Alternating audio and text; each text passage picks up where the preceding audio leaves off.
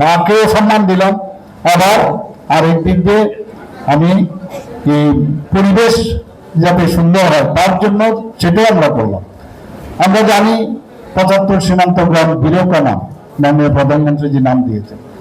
আমরা ৭৫টা জায়গা যখন ৭৫ বছর পূর্ণ হলো, সারা ত্রিপুরার বিভিন্ন প্রান্তে আমি গেছি। সেখানে ওই এলাকার যারা দেশের জন্য প্রাণ বলিদান হয়েছেন তাদের নাম সেখানে খোদাই করে রাখা হয়েছে। এই যে বিষয়গুলো, এক একটা বিষয় আপনারা শুনে অবাক হই যে আমরা এই ধরনের একটু আগেও চলে এইরকম অবস্থা, কিন্তু সেখানে তাদেরকে মানে কেউ যেন ভুলে না যায়।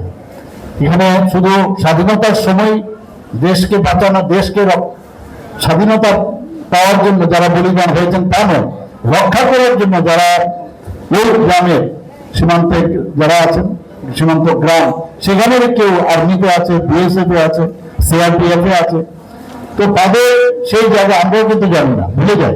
তো সেখানে তার নাম, যে তাকে সম্মান জানানো, সেই কাজটা মাননীয় প্রধানমন্ত্রী করেছেন। আমরা জানি মেরা মাটি মেরা দেশ, এই যে মাটির মাহাত্ম্য সম্পর্কে, মাদারল্যান্ড আমরা যেটা বলি, সেই